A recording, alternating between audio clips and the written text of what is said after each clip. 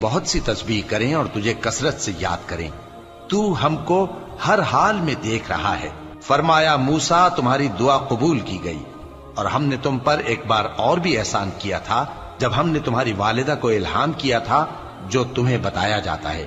وہ یہ تھا کہ اسے یعنی موسیٰ کو صندوق میں رکھو، پھر اس صندوق کو دریا میں ڈال دو تو دریا اس کو کنارے پر ڈال دے گا، اور میرا اور اس کا دشمن اسے اٹھا لے گا۔ اور موسیٰ میں نے تم پر اپنی طرف سے محبت ڈال دی، اور اس لیے کہ تم میرے سامنے پرورش پاؤ۔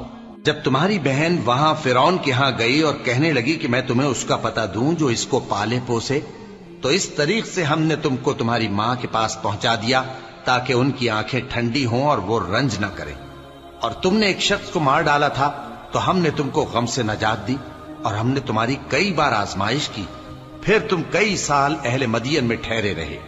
پھر اے موسیٰ تم ایک اندازے پر آ پہنچے، اور میں نے تم کو اپنے کام کے لیے بنایا ہے، تو تم اور تمہارا بھائی دونوں ہماری نشانیاں لے کر جاؤ، اور میری یاد میں سستی نہ کرنا۔ دونوں فرعون کے پاس جاؤ کہ وہ سرکش ہو رہا ہے، اور اس سے نرمی سے بات کرنا، شاید وہ غور کرے یا ڈر جائے۔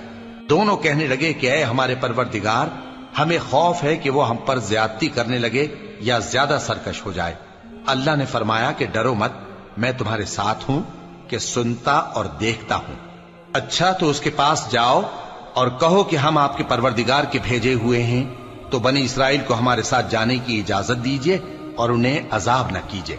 ہم آپ کے پاس آپ کے پروردگار کی طرف سے نشانی لے کر آئے ہیں، اور جو ہدایت کی بات مانے اس کو سلامتی ہو۔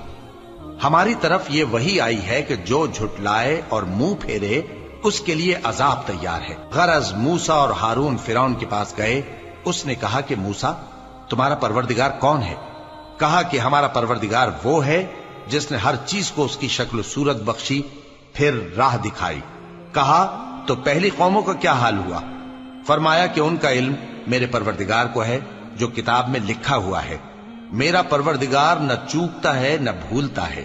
وہ وہی تو ہے جس نے تم لوگوں کے لیے زمین کو فرش بنایا اور اس میں تمہارے لیے رستے بنا دیے اور آسمان سے پانی برسایا، پھر اس سے مختلف نباتات پیدا کی کہ خود بھی کھاؤ اور اپنے مویشیوں کو بھی چراؤ۔